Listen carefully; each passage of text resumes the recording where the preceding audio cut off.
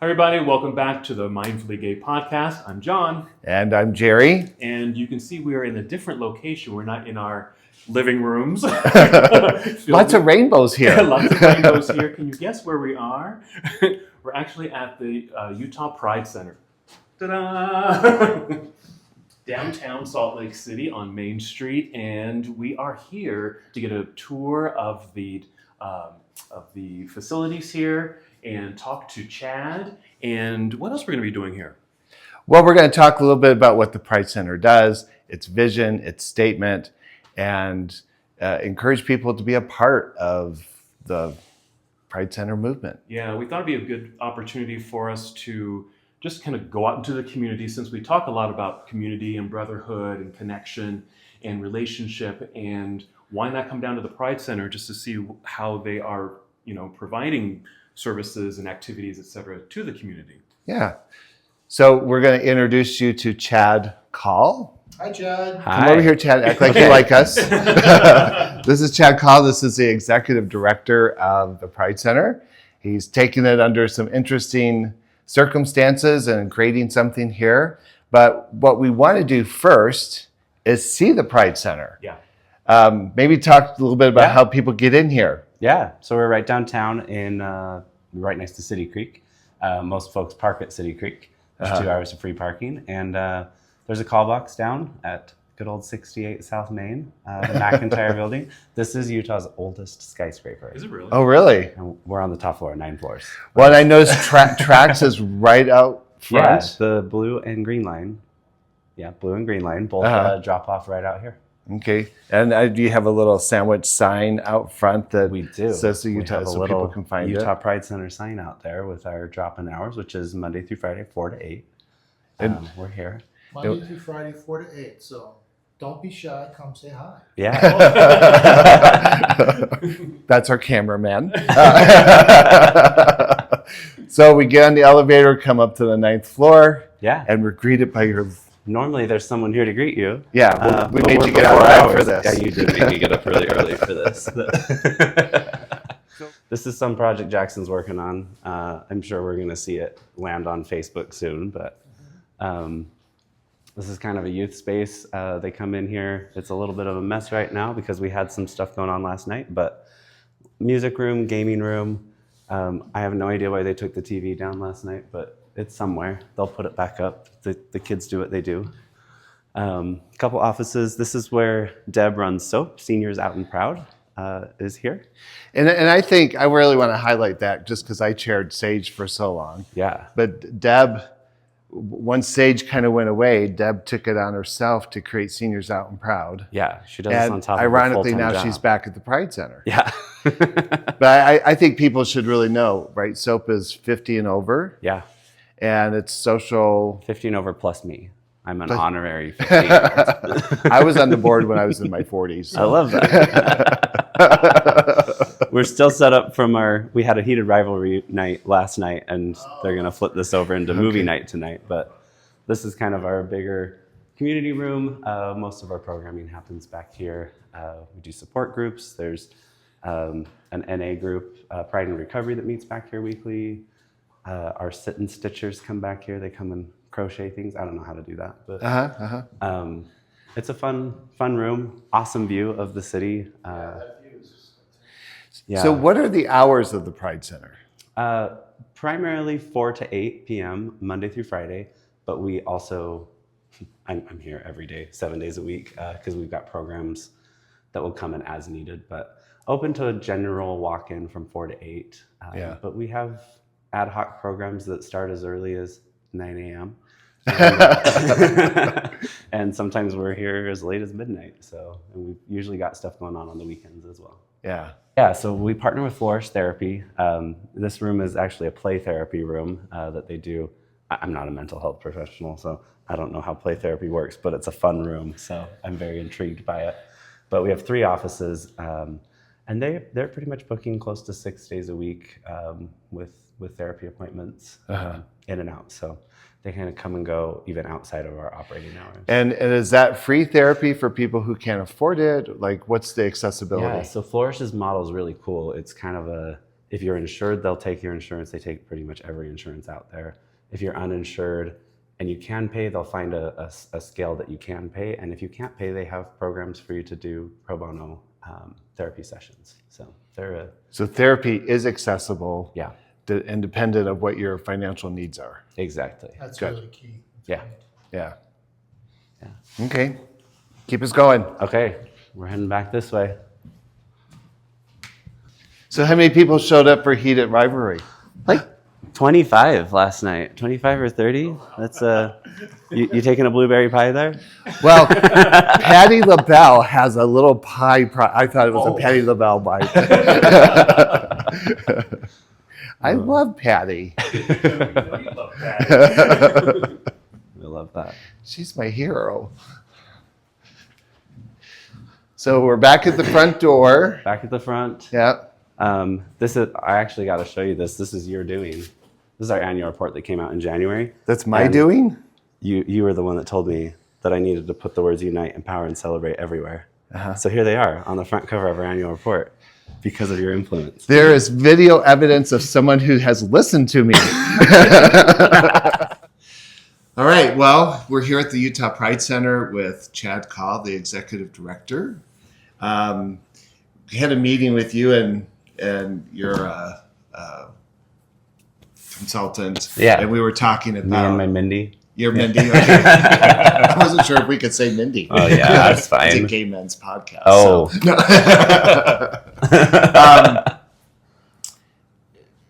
And so we kind of had like a little preliminary interview and talk, and I think part of what I was kind of communicating here in Utah and Salt Lake City, right? The Pride Center has had kind of an interesting life existence. Yeah. And so we thought, well, let's do this podcast. Let's see if we can educate people in the community here in Utah, at least. But I think we can also broaden this. We have kind of a national following, maybe international. And one thing that you said is a lot of Pride centers and Pride events are having a really difficult time right now under the current administrative flow of things. Can you get some insight around that? Yeah, I can. Some really good insight. Actually, since we last talked, I've actually been elected to the the United States Association of Prides, and been able to even broaden my perspective even bigger on a national level and talk to other executive directors from Pride orgs and Pride centers. They're all structured differently. Some of them are structured like us, where they're the same organization. Some are separate, but everyone's struggling right now financially. Financially? We've seen. I know of at least 3 centers that have closed in the last 6 months nationally, and I think we're up to 7 or 8 prides that have announced cancellation for this coming year. Like some big ones, like Tampa, Florida canceled theirs. They're going to an every other year model. A couple in Texas that have had to cancel for funding. Phoenix Pride is on the skirts right now, not knowing if they can do it for next year. So it's tough. Yeah, what's undermining the funding? Yeah. Well, last year we had, most prides are funded by sponsorship. It's not, I know it's not everybody's favorite, but it's a reality that's just how most prides have been funded. And that corporate sponsorship, some corporations have shown up year over year, and they continue to. But we saw a real big trend last year. The timing of sponsorships, a lot of these companies have to put make their decisions to sponsor in December, January of the Pride season ahead of time. And at that time last year, that was Trump's inauguration. Everyone was very uncertain as to what was going to happen. And we heard a lot of feedback. In fact, some of our longtime corporate sponsors, we didn't hear anything from. They just completely ghosted us. And some of them, and I won't call them out by name to protect the individuals working there, but they would reach out to me on my personal social media and just said, we're not allowed to email you anymore from our company emails. Like, I'm so sorry. Like, things are really weird right now. I can't even reply back to your email and tell you we can't sponsor this year. Wow. So corporations are responding to government pressure to Yeah, and I'd say some corporations, right? Like it's, and I think a lot of them were in a place of uncertainty. Many of them that had some form of government contract were worried about retaliation and losing their government contracts, and that could have led to massive layoffs inside their companies for some of those that relied so heavily on that. And others were just sensing the cultural shift and, fair weather gays, as we like to call them internally. How much of it connects to Project 2025, do you think? I don't know. That's a good question. I don't know that I know enough evidence or examples to be able to point to that, but it is a very real thing. We've one of my newer connections over in San Francisco, the executive director over there, last summer when I was kind of watching the decline of sponsorship, and we dropped.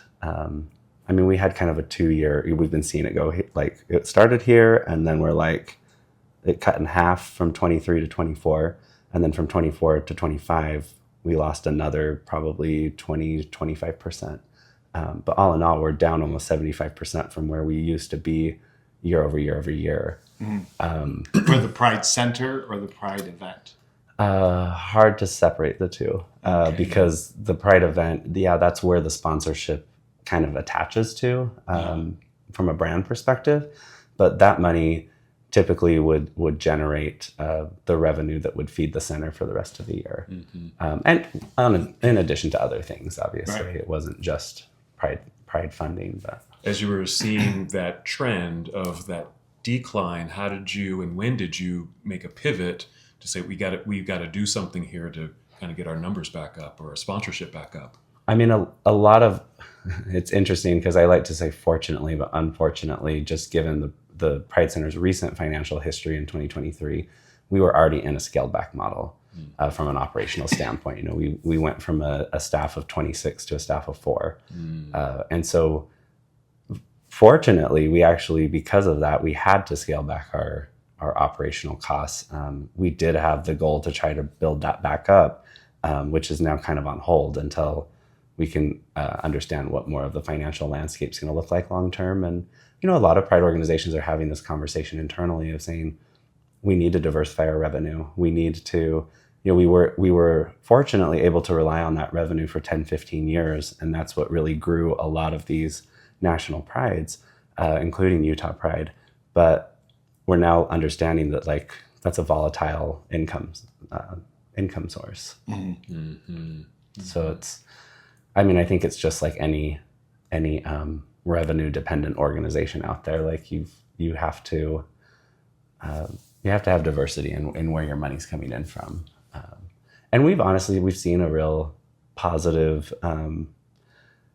I think it's pretty inspiring. Like we've seen our local donor base grow. We've seen our $25 or $35 a month donors increasing. And I know a lot of people think, like people that even are part of those donor groups, they don't think that $35 a month matters, but it's one of the things that keeps programs running here. And how do we go about doing that? What's the process of becoming a donor? What's the easiest way that we can tell people in this video? That's John off mic, just so we can hear he's asking, how can we get other folks on board to make donations?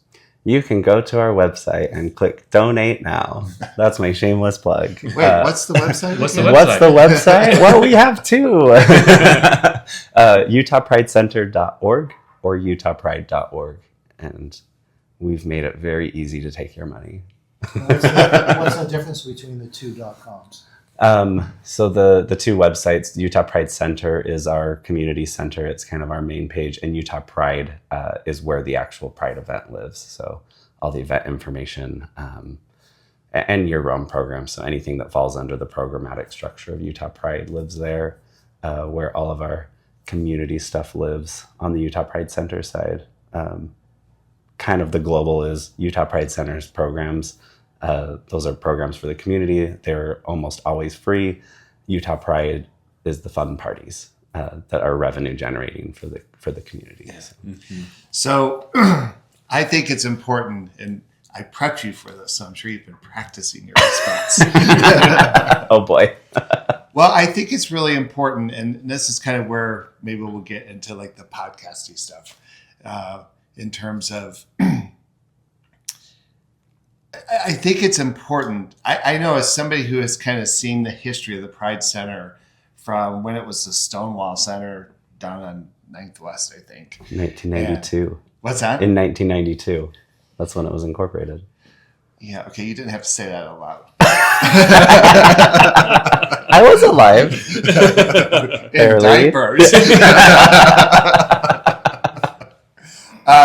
But it went from that to the Pride Center, which was over by the Delta Center for a while, and then now we're here, and so we've seen lots There's of a couple things. more spots in there. Yeah.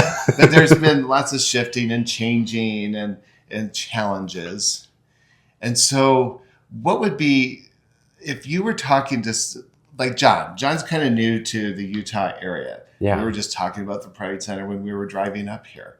Like, what would you say to someone like John that the Pride Center does today? Like, why is the Pride Center relevant in the lives of queer people today in Utah? Yeah, that's a great question, and you did practicing prep too. me for it. And I think it's important to note, like, yeah, the Pride Center has changed. It has gone through times of growth and times of expansion. It's gone through times of downsize. It's moved locations. I don't know how many times. Cool. So yeah, good question. Why has the Pride Center changed? What has caused all that change? I think change is a very real part of being queer. I think Pride Centers all across the country have had to ebb and flow. They've had to change with cultural norms. They've also had to change with the needs of community. And some of those needs, I'll get into that in a second, but I think it's one of the coolest things about our community is how quickly and agile we have to be. That was bred out of necessity, but it's also become a strength of our community that we, I don't know of a marginalized community that has experienced as much change in a short amount of time as the queer community has experienced. And so it makes sense that a Pride Center would change to adapt with their community to me. Things that happen here at the Pride Center, the programming that's needed now. We used to, coming out of COVID, the Pride Center's programming shifted very, very heavily into support groups, into social gatherings, because a lot of things moved virtual. And a lot of people needed connection, they needed community. They still need that connection and community, but they need it in different ways. We still run support groups here at the center. But we have found that a lot of people shy away from support groups now. They don't like the name of a support group. They don't feel like they need to necessarily be, I don't know if I'm going to get canceled for saying this, therapized. I know, I said it to you. We will talk later. Therapy's great. I go every week. But they're looking for more of a place to just come relax and not necessarily have to be heavy all the time. And so a lot of our programming has added more social clubs, more groups where they can just come and exist in the same space together. Just to kind of kick back a little bit, I think when we use that concept of support group, right, it's built around this story of disenfranchisement, marginalization. Look at us, we're victims. Kind of breaking down. Yeah, and we need help. And so much of what has happened historically in the community has been kind of asking for money and resources based off of those conditions. Yeah. Right. And what I'm finding and what we're finding through Mindfully Gay is that people are looking for more. Like, there's more to my existence as a queer man than grinder and scruff. Yeah. There's more than just my sex. There's more than just how I've been discriminated against. Yeah. And I think there's a hunger, right, to kind of expand outside of the I think it's story. Exactly. And I also think just living in that space full time, we all know, we all live in that space, it can get exhausting. I feel that every legislative session in Utah, we're in the middle of it right now, and it's exhausting. There needs to be a space where, I think there absolutely needs to be spaces where you can break walls down, where you can unpack and you can unfold the complexities of life. There also needs to be space where you can rebuild that and you can become a healthy human that will go back out into society. And, we like to teach skills here. We teach people how to crochet. We teach people how to get connected to mental health resources when they need it, to get connected to physical health resources when they need it.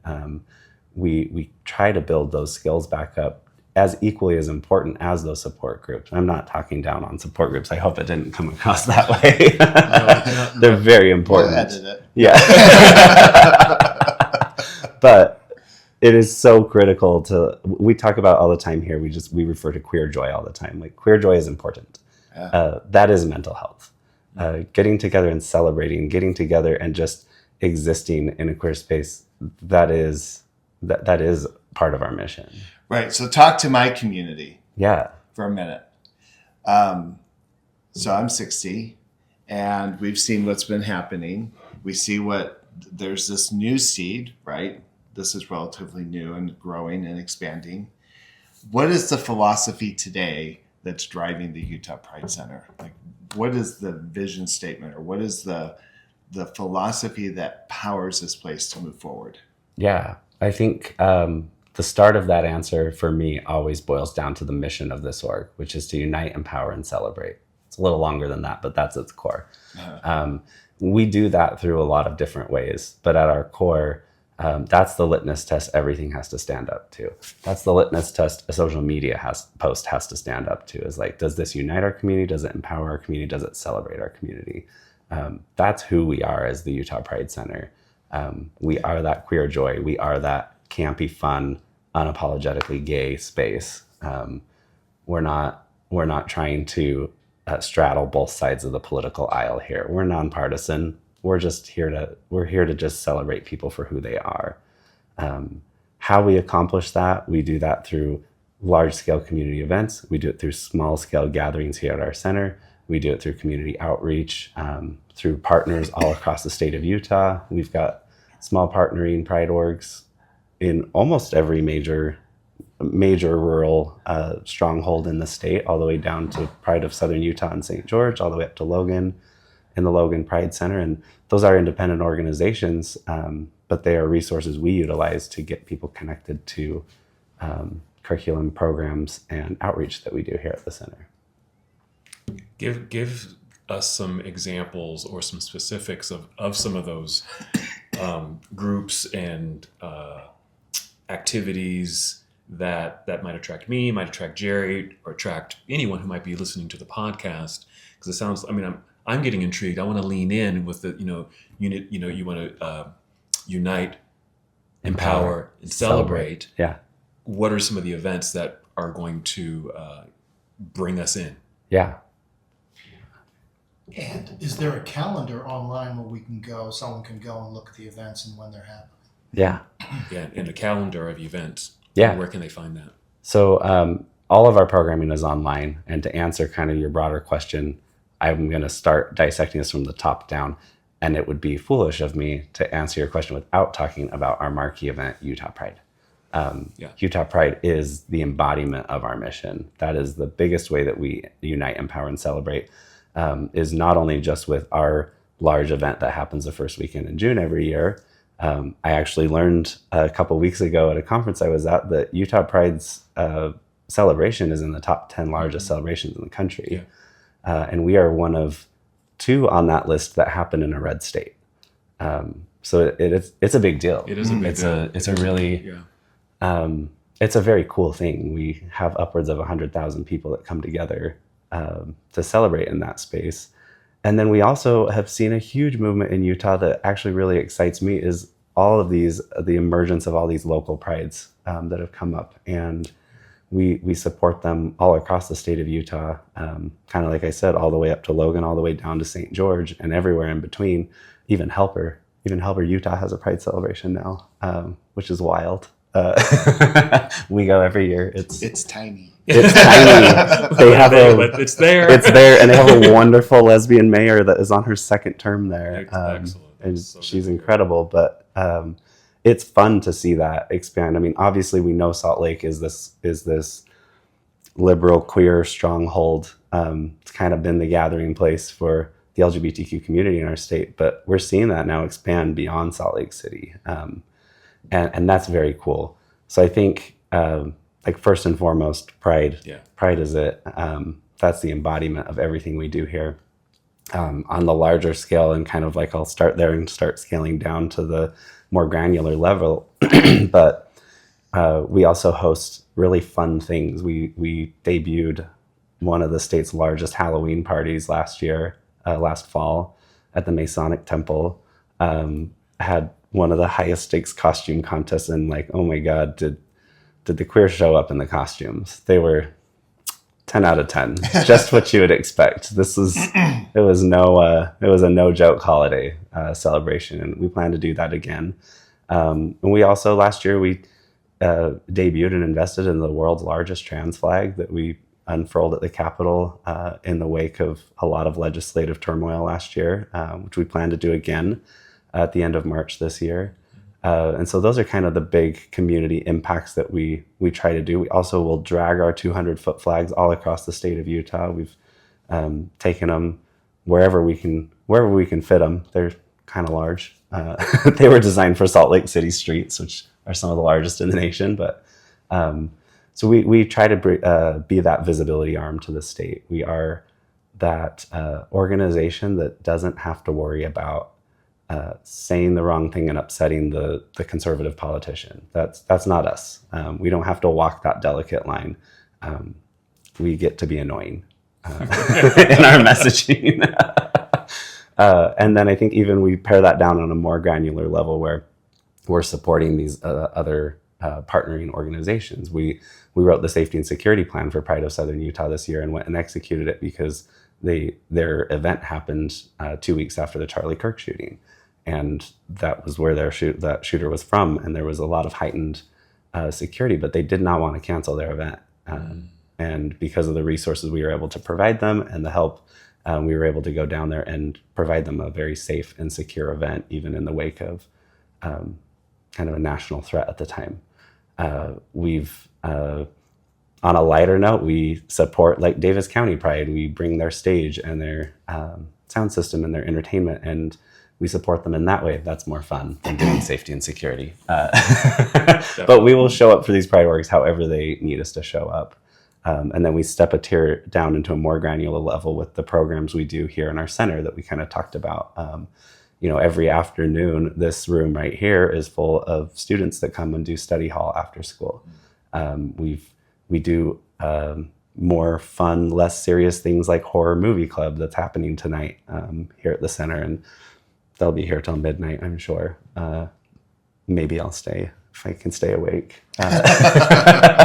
Crack a couple Celsius is open and I might make it, but things like that, a place for people to let loose. And then we also are developing social groups around the state of Utah that follow a curriculum from the Utah Pride Center. And that's something that's actually starting to build a lot of momentum this year. It's very, very grassroots and very volunteer-based community groups that meet in libraries and community centers, even people's homes, but doing so under some kind of some structure, some guidelines from the Utah Pride Center. What's the future for the Pride Center here? Ooh. That's a great question. We're talking about empower, unite, and celebrate. Yeah. So how does that vision take you into the next 5 years? I love this question because I think any nonprofit that serves kind of a social cause or a change, like looking to make change, ultimately, if we're really being honest with ourselves, our goal is to work ourselves out of a job. We want to see society change to a place like we would love to just have queer spaces in all spaces. We'd love people to feel like those can be in their everyday life. That's this like pie in the sky reality or dream, and then we have reality. in 5 years, are we going to be there? No, I don't know that we're going to be there in 20 years or 30. But that's what we would love to move towards. But in the meantime, we were going to continue to provide those services. And I think one of the biggest things we have to do in the next 5 years, we've got to listen to our community, and we've got to see where the needs are. Where's the gap? What do we need to provide? It's less about sustaining someone's job position at the Utah Pride Center, or sustaining someone, just keeping a status quo going. It's more about being the agile program, being the agile community center that can adapt and change when our community adapts and changes. How do you get that information, like as far as what the community currently desires and wants? Do you do like polling? Do you have a site where people can message you and say, hey, I don't like this, or I like this? How do you glean what it is the gay community here in Utah actually desires now? Yeah. Should I restate that? Okay, so if you couldn't hear that, how do we get that feedback? How do we understand what the community's needs? Is that kind of what we're asking? I have a funny, snarky answer to that, and then I have a serious answer to that. And my funny, snarky answer is, have you met our community? They'll tell you. They're not quiet about their feedback. But my serious answer is kind of along those snarky lines, is like, we listen to feedback. The programs that happen here at the center are actually driven by community members. They're driven by volunteers. When we have a new social group that starts up, or a new support group, our Sit and Stitch group was started because a couple of lesbians were like, we want to bring our friends together and crochet, and it's turned into one of our biggest, most popular programs. We have a choir that meets here every other Sunday, that was started by a community member because they wanted somewhere to go. It was a group that had kind of mostly been brought up around like LDS roots, and they wanted a replacement for church on Sunday. And so they do choir on Sunday now. And so a lot of that is just like, we listen, we provide space, and we provide accessibility for people to bring to the center what they want to bring to the center, and bring programs that they feel like they want to, that will make a difference in their own community circles. So are you suggesting, like, people listening to this podcast who live in Utah, they can contact you? Yes. They can have a conversation with you. Yes. And say, hey, we want to do kind of a wellness group. Yeah. And what does the Pride Center do to support that? It varies depending on what the program is and how they want it to operate. We have groups that come in. We have a group right now that's doing a political and social climate support group that's led by some therapists, and all they needed was some space, and they wanted us to advertise it. And that's what we do. We advertise their program, and we provide them space. If it is a true support group, we do take a measure to kind of vet that and make sure it's being led by licensed professionals, and that there's responsibility being taken in that. But if it is just a social group, it's a group that wants to get together and play, what's it called? Blood on the Clock Tower. Become a really big popular game. I know nothing about it. I know that usually they come knocking on my office door at 8 p.m. when we're supposed to be closing and say, is it okay if we stay for another hour or two? I'm like, yeah, I'll be working here till midnight. Go ahead. But they love it. And that's a very casual thing. We don't have to put a lot of effort into that. We're just providing a space for them. Mm-hmm. And then we have the other extremes of the things that we're fully produced and fully putting our staff behind, the things like our Halloween party, our big, more public gatherings, and even horror movie night was started by Jackson, and one of our full-time employees, because he loves horror movies, and that's just something that he wanted to do, and it's turned into a huge program. Mm-hmm. So there's a lot of different ways, and there's a lot of different ways people reach out to me for programs. I mean, we have a form on our website people can fill out to actually go through more of a formal process. I've had people reach out to me on Instagram, on Facebook. I have had people reach out to me on Grindr that we've ended up creating a program for because of connections we've made through there. So we try to be as accessible as we can in as many formats as we can for people. Yeah. Again, So in the next 5 years, give me that Yeah. version. In the next 5 years, we would love to expand our presence. We'd love to expand our physical presence into more spaces across the state of Utah. Obviously, there's a funding barrier there, but we have a model. We are trying to grow that model as far as the center goes, as far as kind of our community-wide celebrations go. We're trying to support locally where we can support. We're bringing our local prides together in a Utah Pride Alliance that Pride orgs from across the state support each other. It's like, why do we all own our own sets of 10 by 10 tents when none of our prides happen on the same weekend? Things like that. Shared inventory, and also access to grants. There's a lot of times where we will tap out a grant where we've now applied for and received as much as we can get from that grant, and it's like, oh hey, Pride of Southern Utah, why don't you plug into this? Like, hey, Davis County Pride, like, here's a grant opportunity. And that resource sharing back and forth is kind of how we grow the Utah Pride chapter. But the thing I'm most excited about in the next 5 years is the expansion of the actual community center. And we're hoping we'll be in this space for at least 2 to 3 more years. But this won't be our forever home. We're hoping to expand into, we're packed here, we're booked solid every evening. Any vision to have multiple centers? I would love it. Like have a main office or a facility and then have little offshoots? Yeah. I would love it. It is one of the long-term goals there, and really kind of what we're doing now to get there is obviously my job. My first and foremost job is I'm the one that has to go find the money. That comes with the job title. But as a staff, we're really watching and seeing where are our engagement pockets across the state of Utah. Where are the gaps in the state of Utah? And one of our really big kind of pillars in our strategic plan is that we do not go after what we refer to as duplicative programming. If there is another nonprofit, another even organization or group that is serving a community and serving it well, we're not going to invest resources there and take away from what that organization is doing. And so, as we would look to expand, we have encircle houses. We have 5 now. Ogden, I think Ogden's number 5. We're not going to go in and trample over the top of encircle. They're doing incredible work. We're going to go find communities that the gap is there. We're going to go find, Logan has a Pride Center. We're not going to go build a Pride Center in Logan. Logan Pride does that. But we are going to go in and find those communities that need that help, that need those gaps filled, because it isn't just Salt Lake. In fact, I think to myself all the time, I won't discredit anyone's experience and either hardship or joy or whatever. Everyone's experience is valid.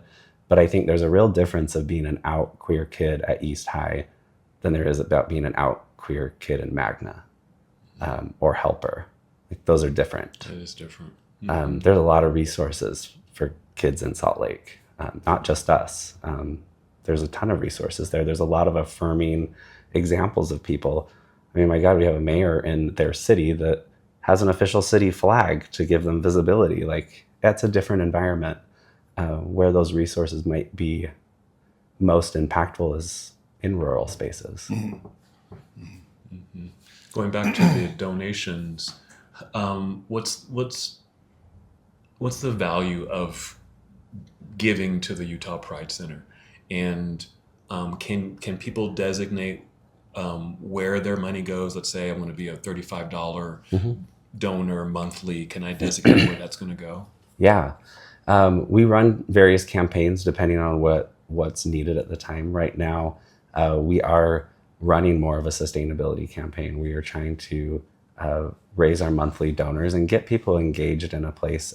They can dictate in their drop down what programs they want it to go to support. And when you say you're reaching out, like, in what ways? Like, where would people find you guys reaching out? So yeah, and full transparency, like, this is new territory for us as an organization. As an org, we've historically relied on sponsorship. So building a grassroots donor program, like, we are starting at, not right now, we started about a year ago at ground level. And we're building that, and it does take time. and we fully recognize we have and have had a trust issue with money. I mean, I won't like pretend like it didn't happen. Like 2023 lost $1.5 million on that Pride event. And so there is a hesitancy for folks to want to, yeah, I'll give you $25 a month. It's like, oh, are you sure you're not going to just go blow $1.5 million on another party? Like, and so we take that stewardship really responsibly right now. We take it very seriously. And those month to month funds, it's actually a really cool thing, the structure that we're in right now. We're very fortunate that it doesn't go into our operating budget. It doesn't go to pay salaries. It doesn't go to pay for Pride. It goes into community center programs. We are literally, with every $25 a month donation, like, we are able to provide accessibility to another person for an entire, like a weekly drop in for an entire month. We're able to sustain that. Yeah.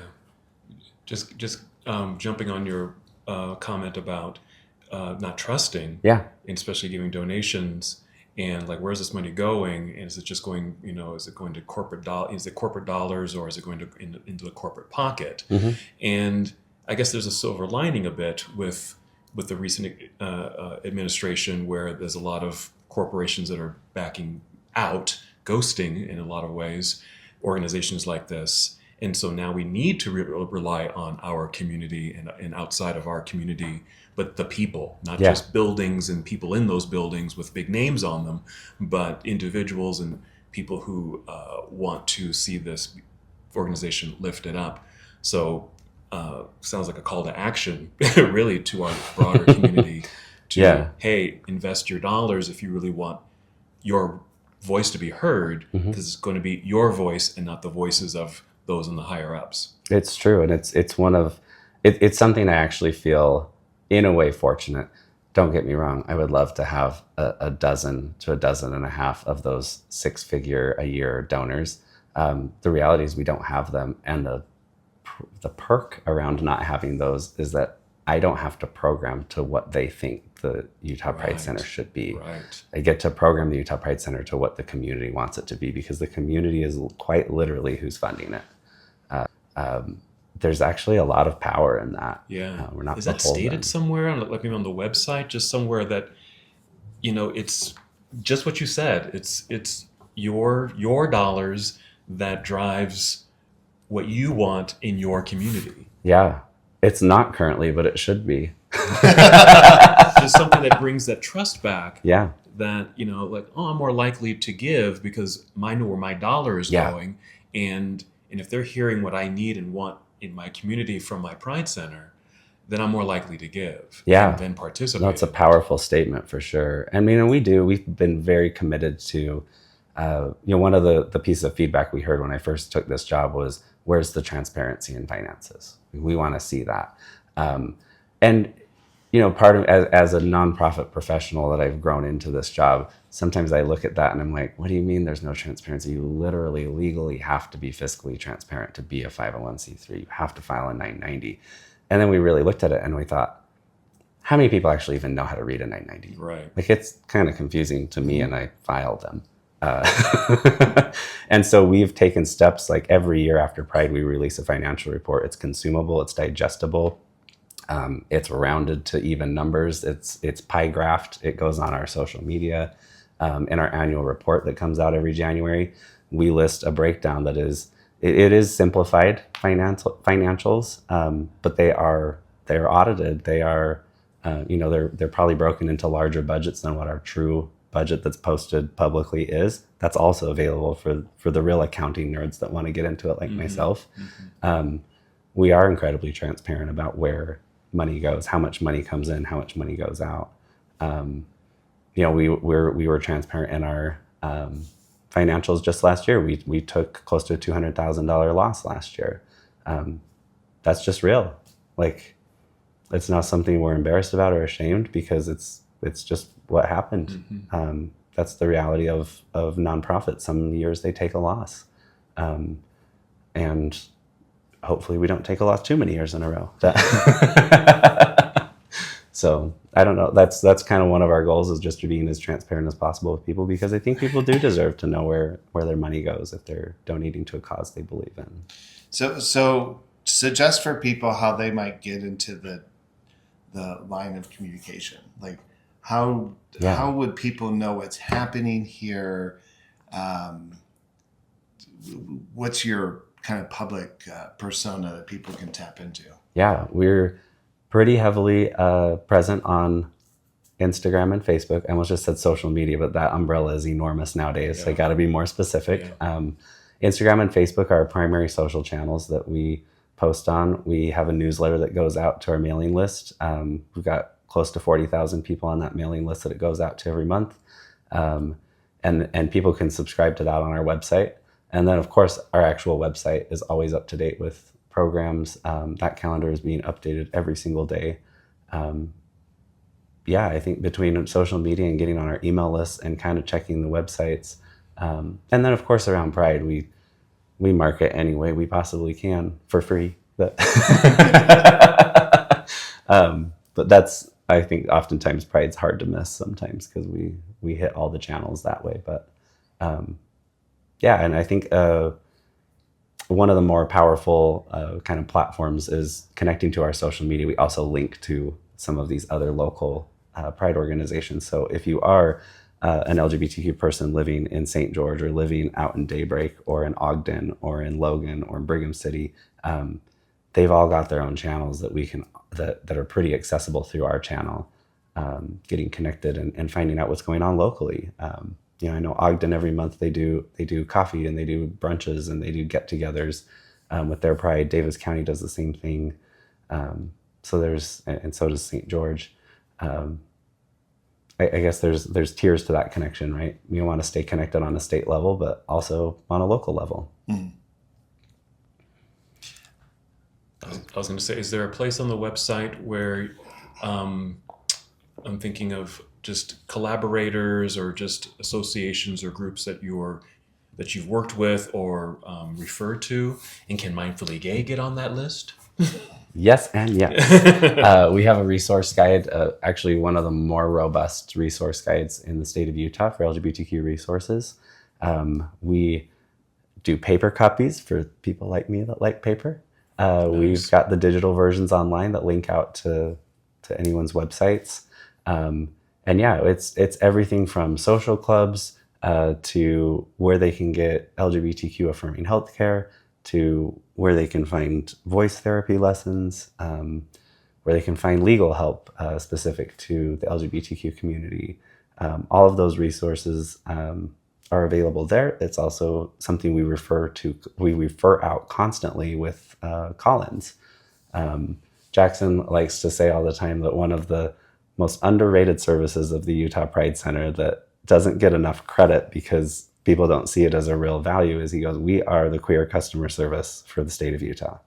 Like, if someone's got a question, they call us. Mm-hmm. We're the phone number, and we are the live person that answers the phone and answers the emails and connects people to something where we might not be able to provide all those services directly. But we do have a connection to almost everything. Any other Yes. questions from Yes, the John. from the peanut Yes, gallery? cameraman. Well, seeing how I have this advantage of being behind the camera, so I don't get doxxed or dragged. I don't know. Let me think of some controversial questions to ask you guys.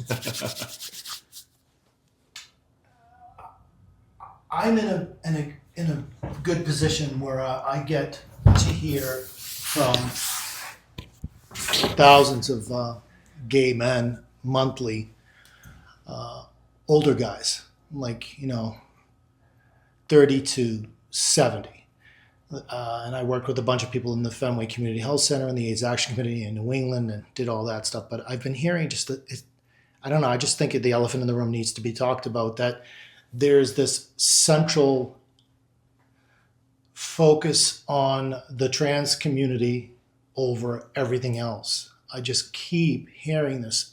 What about the rest of us that are not involved in that, over and over again? And I wonder if you could just speak to that and why it's important or not important to, stay on that path and where we're going from here, and how to get these old school gay guys in that don't get it or don't relate to that. How do we get them to come back and donate, and how do we make them understand what's going on? Yeah, it's a good question.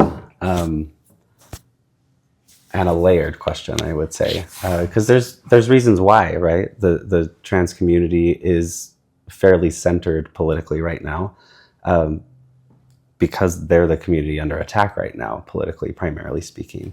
And that's not to minimize any experience someone in the LGBTQ community has that's outside of the trans community, but it is a very real reality. We're watching it every day up at the Hill. But as far as what the Utah Pride Center does, that is one of the biggest reasons why our programs here are, or can be, kind of catered more to demographics. We have a gay men's support group that meets. We have a gay men's sack lunch. We have a trans support group as well. Those experiences are different, to your point. There's unity in kind of coming together, and there's, quite honestly, the trans community needs the LGBTQ community right now, because they are a 1% voice on their own. But the lived experiences aren't necessarily a one-to-one. A gay man's, specifically a gay man, and this question has existed forever. We've had this question in the history about the lesbian community versus the gay male community. Not a one-to-one lived experience. They deal with different things. They deal with different struggles. There is some overlap, right? There's a Venn diagram in there, and it is. I think that's what's so important about. Well, that's embarrassing. I think that's what's so important about having community spaces like this that can get more granular and can get more tailored to certain demographic and groups. Because when you do celebrate Pride as a statewide, we are celebrating to the center of that Venn diagram, because we are trying to bring in everyone into that Pride celebration, which is why it's so important to have these other granular groups and other granular organizations that can be more tailored to the needs of certain verticals in our community. Yeah. And so how do you make sure that you maintain equity, equality in the, like, for instance, if you have someone that has a really powerful voice that's really, chatty Cathy and loud and talks over other people, and then you have other people who have so much to contribute to the conversation, but they're the shy type, which, is the case in the gay community a lot of the time. So how do you step in and say, okay, what you're saying is valuable, but we're not going to focus on that. We want to concentrate on something different. How do you measure out the strong voices as opposed to the quiet voices? Is there a way to do that so everyone can be heard? Yes. I was thinking, if you're in a room, it's difficult. You have one person that has a specific agenda and they're like a powerhouse. Yeah. How do you rein that back in? And how is that possible? Let With all the personalities that we. let me see if I can reframe this with some historical context. Yeah. Because in 2013, I chaired this group called SAGE, and it was interesting because SAGE was 50 and over. Mm-hmm. And so at the time, the Pride Center was offering a lot of youth programming. Mm-hmm. And then they had SAGE, which was 50. And so what we were hearing is a lot of people between the demographics of 30 and 50 felt like there was nothing at the center for them. That there was, that somehow their demographic had got missed. I think I've heard the same criticism that, we've become very trans focused. And by being trans focused, gays and lesbians are missing out on resources, or they're not getting the attention that they did, like in the 80s, for instance. So that's even been part of the history of the Pride Center here, mm-hmm. right?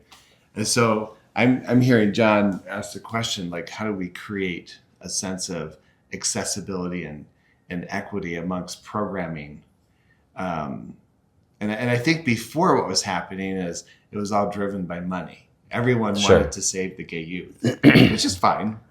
But that happened at the exclusion of gay men in their 30s to 50. right? Because the center didn't offer them resources. The only resource was the clubs, Right. right? So, yeah, how does your board of directors and you as the director, like, how do you guys look at that and facilitate around those dynamics? I'm trying to think, 3-prong, 2-prong. I don't know. I've got a couple thoughts on it. One, I think for I guess a blanket answer of just how we approach this in general is like, we don't approach it from a scarcity mindset. We approach this as like we are going to fill gaps. We're going to see what gaps are out there, what community members are coming to us wanting certain programs.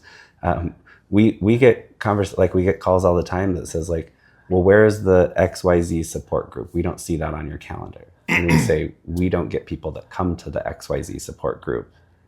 So we don't, if people wanted to host that, if there was a host that wanted to do it, if there's people that want to come, we will host it. So it's very needs-based right now. And there are demographics out there that we don't hit at the moment because we haven't seen a need or heard a need. And sometimes those needs are being filled by other organizations or other types of social engagements. I'm thinking clubs like that we talked about.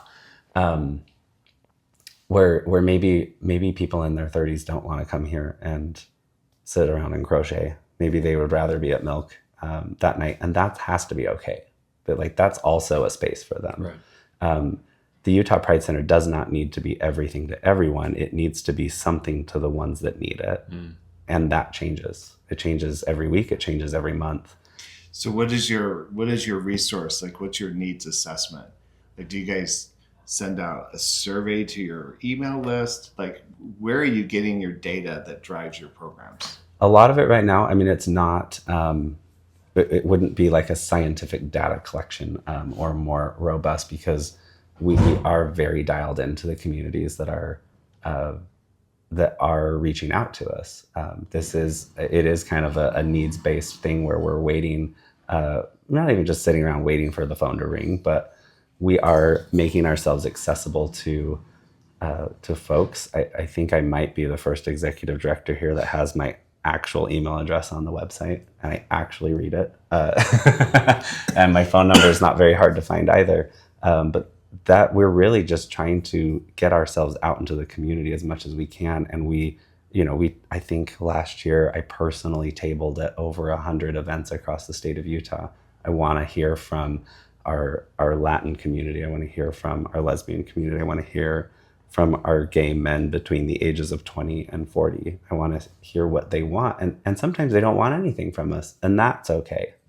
But we have to be able to be aware, and we have to set our own ego and agenda aside enough to listen to the community, to say, we really think the Pride Center should go here, but our community's saying this. We need to pause for a minute and be like, oh, maybe we need to pivot. I don't have necessarily my own personal agenda for the Utah Pride Center. It's what our community wants. It's what our community needs at the time. So I guess what you're asking, Jerry, is how do we assess those needs? How do we know? How do we glean that information out? And I'm thinking that what you said about, why there's the trans vibe, because it's needed right now. And how important it is. I'm assuming it was kind of like back in my day in the 80s when the AIDS plague was killing everyone we knew. That was the priority. Mm-hmm. So I understand. That's what I'm understanding with you. This is the priority right now. We need to help. It's one of them. It's one of the priorities, right? And then how we support that particular priority is by getting money from the community to help to support that. And I think that it's really important to pull in the other people that have been that think, maybe they I don't want to go to the Pride Center, I don't really have a need for it. But just to let them know that even though you don't need us right now, you might need us later on. So it's important to support us now. Yeah, I mean that's ultimately like I don't know. I think there's a lot of ways to kind of think about that in terms of how and what we support, right? the things I support in my life aren't necessarily things that I need. They're things I believe in. I support organizations out there. Like I support the Best Friends Animal Society. I don't have any animals. I don't want any animals, but like that's important to me. I support Planned Parenthood and I volunteer for them. I've never needed services at Planned Parenthood, but it's something I believe in.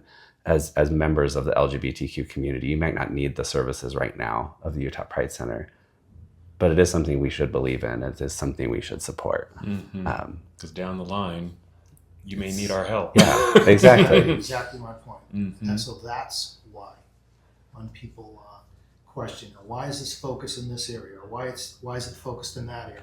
It's because that's where the need is right now. Sure. I'm not trans. Right. And not to undermine the other segments of our community. That's just kind of, the larger piece of the pie right now. And if you look on our website or even come down to the center, you'll see these other events that are open to everybody, right? And you're very welcome. But kind of because of the political, atmosphere, our attention is focused on this as well as other parts of our community. I think it's an interesting, if we just step back and look at it as humanity, it doesn't matter if you're gay, straight, male, female, trans, cis. Everyone at their core wants to be in the center of something. We need to be in the center of something. It is hard for us sometimes to center someone else. It might be what's needed at the time. Yeah. It might be, women's suffrage required men to center women. Racial equity required white people to center Black people. Like that's a requirement. Like rights were never given to the marginalized by the marginalized. And that's something we're seeing right now with the trans community. Like the trans community is not going to be able to give the trans community the rights they're fighting for. They're not represented. It wasn't gay people that gave gay people the right to marry. It's always done by allies. It's always done by someone not in the margin, someone that is in the center, bringing the margin to the center. Yeah. And this is how we do it, by making videos like this and getting information out there. That's right. That's right. We're pulling the margins in. That's right. Yeah. Yeah, because it's something that we're trying to do with Mindfully Gay. Especially with our recent episodes, we're bringing in different voices and different parts of our community, and it's interesting because we're getting a lot of, backlash or, just. There's a lot of Feedback. Thank you. Feedback. A lot of feedback, which we like because it's stirring the pot. It's like, and Jerry will always respond with, "We want to hear everyone's voice because they're important voices, and all need to be heard. And if we can be a platform to get some information out to folks about various parts of our community and how." You can be part of this community or that community or this brotherhood, etc. Then hopefully we can do some of that. We can be a part of that cause. And just by talking to you about Pride Center and what you're doing and how you're focusing on our community and what you're providing.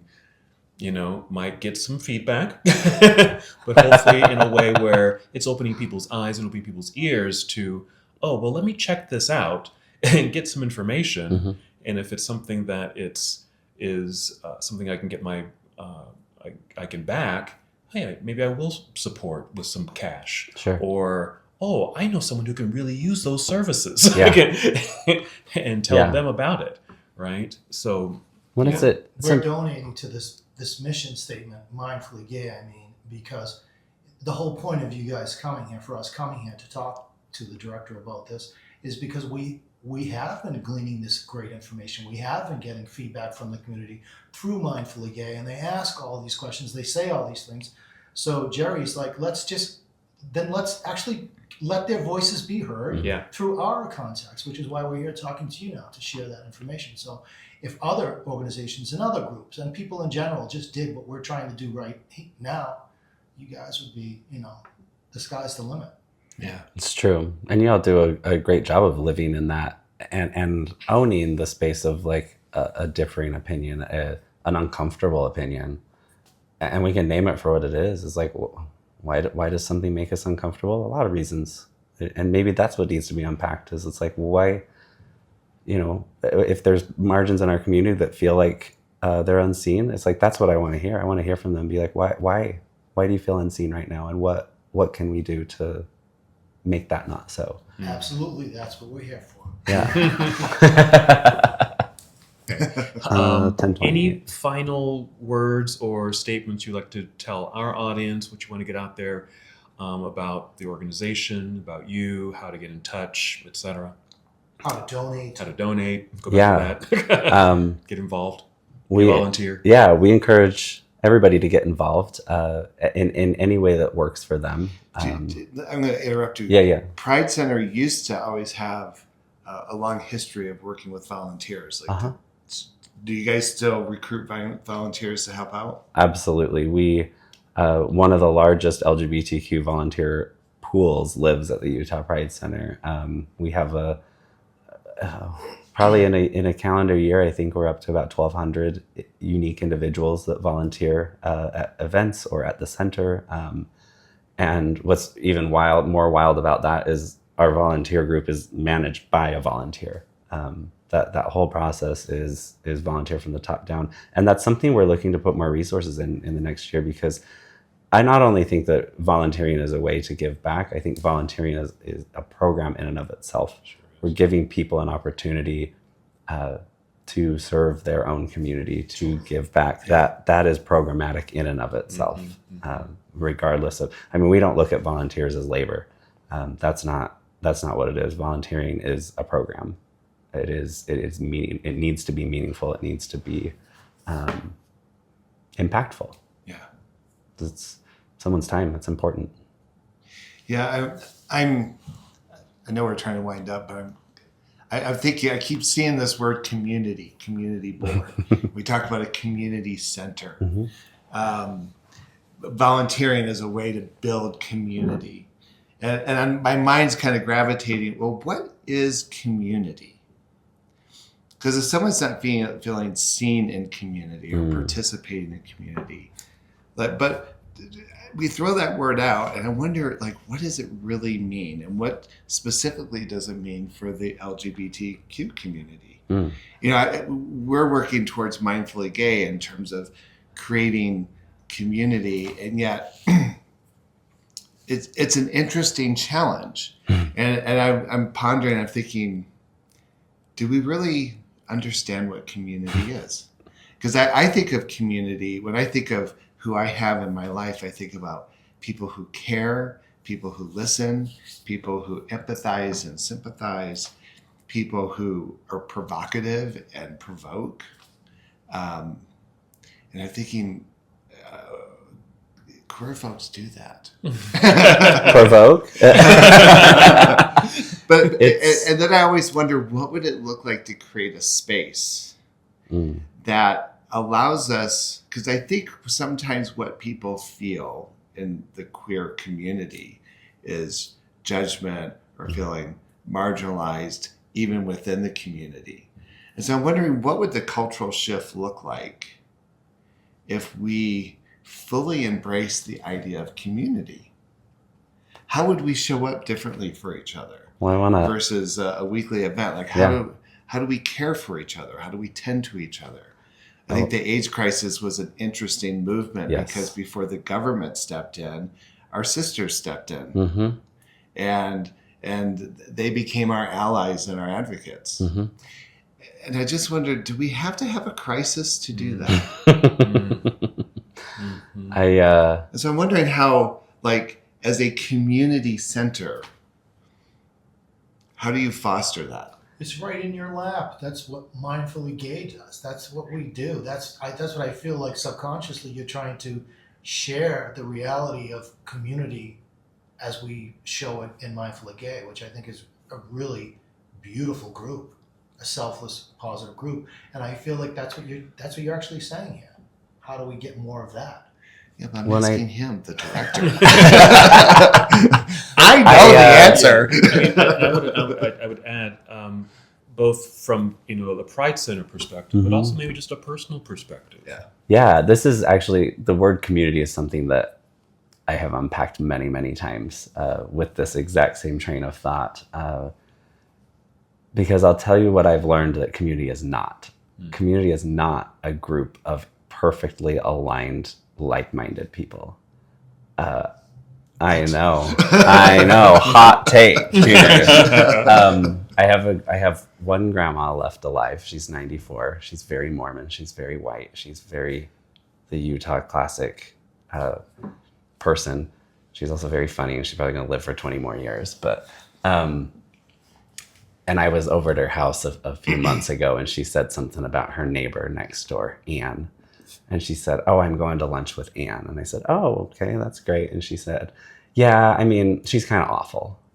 And I was like, "Okay, why do you go to lunch with her then?" And she goes, "Well, she's my friend." I said, "Well, what do you talk about?" She goes, "Well, I don't agree with her on most of anything." And I was like, "Then why are you friends with her?" And she goes, "Well, because she's my neighbor. She's my friend. She's her community."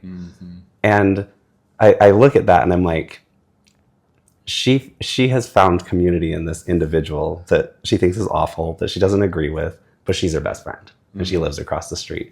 And they're both in their 90s. And that's her community. Community is something more than just, oh, I agree with everything that you think and do and feel. Because that's not true. Community is celebrating the diversity and more than just diversity of the obvious answers, but diversity of thought, diversity of opinions. Do I have Republicans in my community? I do. I do. Do I know? Do I have people that voted for Trump in my community? Yeah, I do. And I think that's the power in community. How you foster that space, that's the question. And that's what we're trying to do. Because there has to be space for that. And I do think that the evolution and the culmination of technology and social media has made it possible for people to find community that do perfectly align with them. We have been able to segment more, and we've been able to live in a supported community that doesn't require us to be uncomfortable as often. And maybe that's all social media's fault. Maybe it's more than just social media. But I think there's been a lot of power in accessing communities that are perfectly aligned. I mean, God knows it's helped the queer community. It's helped. We have kids on our Discord that live out in rural, God knows where, and they're able to connect with the community virtually. But at the same time, it is also causing, I think it can cause, I don't know it's always causing, but it can cause a space where people are unwilling to be uncomfortable in their communities. They're unwilling to live in a space of discourse. And all right, tell people how to find the Pride Center. You can find the Pride Center at 68 South Main Street in downtown Salt Lake, or online at www.utahpridecenter.org. You can donate, you can volunteer, you can get involved in a lot of ways. You can bombard my inbox with whatever you want to tell me and all the feedback you want to give me. I promise I've heard worse than what you're about to tell me. And yeah.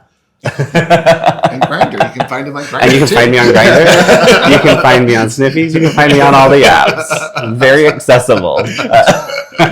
Keeping it real. Keeping it Very real. All right. I enjoyed this. I don't know about you guys. Well, I enjoyed this too. Likewise. This has been really This is eye-opening. Hope it's been eye-opening to our listeners out there. This goes on YouTube, so people can watch this. It goes on Apple Podcasts, Spotify, and apparently on Audible now too. Yeah. It's just everywhere. So, Chad, thank you so much for taking the time with us, sharing about the Pride Center and what you guys do here. And yeah, if you have questions or want to get involved, go to those resources that Chad mentioned. If you have any questions or thoughts about Mindfully Gay, you can go to our website, mindfullygay.com, and we have some social events as well. You can get in touch with us on Instagram, Facebook. We're on TikTok too. TikTok. Oh, wow. That's so trendy. Yeah. We're very popular. So until next time, we'll see you next time on the Mindfully Gay podcast. Thank you for tuning into this episode of the Mindfully Gay podcast. If you enjoyed our conversation today, please remember to hit that like button and subscribe to our channel. This way you won't miss out on any of our upcoming episodes, where we continue to explore fascinating topics and share meaningful stories. Your support means the world to us. See you in the next episode.